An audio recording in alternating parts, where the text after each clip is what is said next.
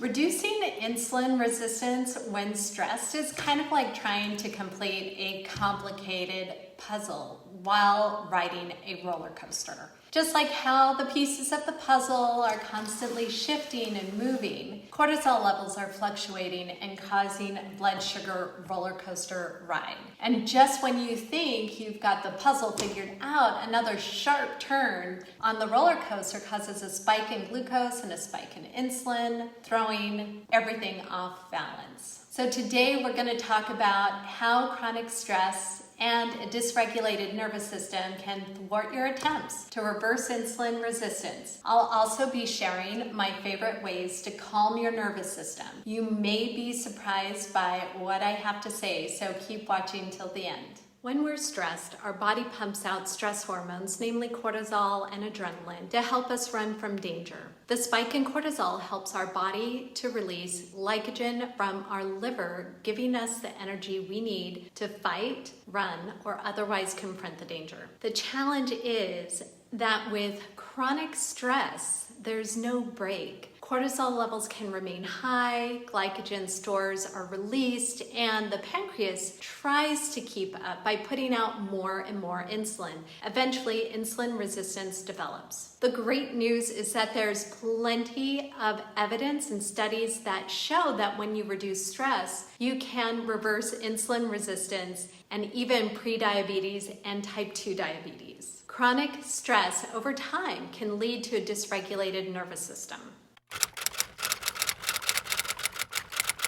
A dysregulated nervous system can look like waking up tired, feeling depleted, feeling overwhelmed, snapping at friends and loved ones, feeling like there's not enough time in the day, reacting to loud noises, feeling tense, and feeling like life is chaotic and out of control.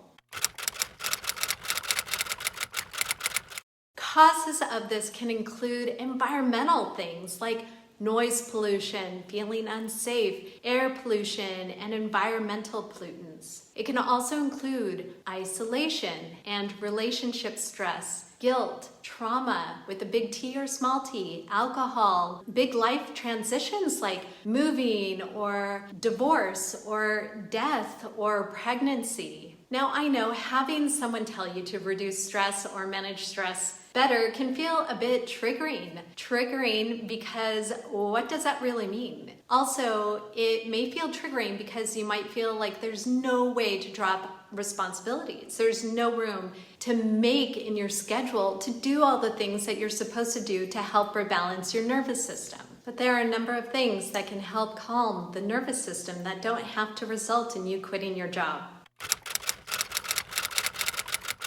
Here are 9 strategies to help you calm your nervous system, reduce cortisol spikes, reduce glucose spikes, and reduce insulin spikes. 1.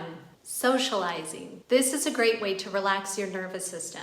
That is, if you socialize with someone you like. 2. Co-regulation. This is when someone feeling relaxed can basically share their calm with someone experiencing intense negative emotions. The thing is that you don't need to have a calm friend to calm you down. In a pinch, you can listen to a podcast you enjoy where the person speaking is calm and perhaps sharing something that you enjoy. Creating a safe environment, this is number 3, can help you calm your nervous system. This can include decluttering. Studies show that clutter can increase stress and lead to weight gain. It's true.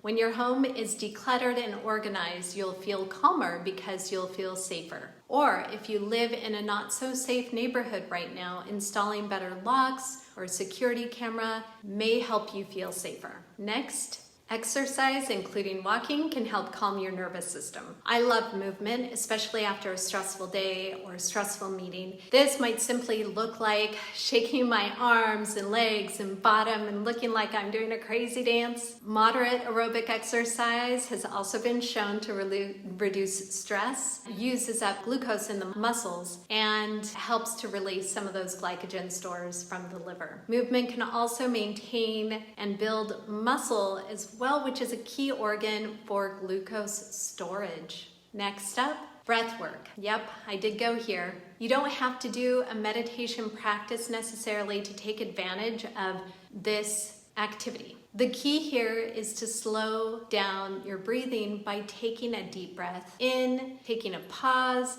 and then exhaling through your nose. Also, working through past trauma to help close the loop. Finding a therapist or a coach that focuses on trauma here is key. Next, having a sense of purpose. The purpose can be raising your children to be happy and healthy adults so that they can live their purpose. Your purpose may be to help stray animals find loving homes or bring joy to others with your amazing gardening skills. Maybe it's to help others be successful at their job or business. Next, sunshine. This is so important to help calming the nervous system. Not only does it help you connect with your natural diurnal rhythms, it helps you to produce vitamin D and it warms you up. Finally, getting into nature. There is just so much research on nature's ability to help calm the nervous system.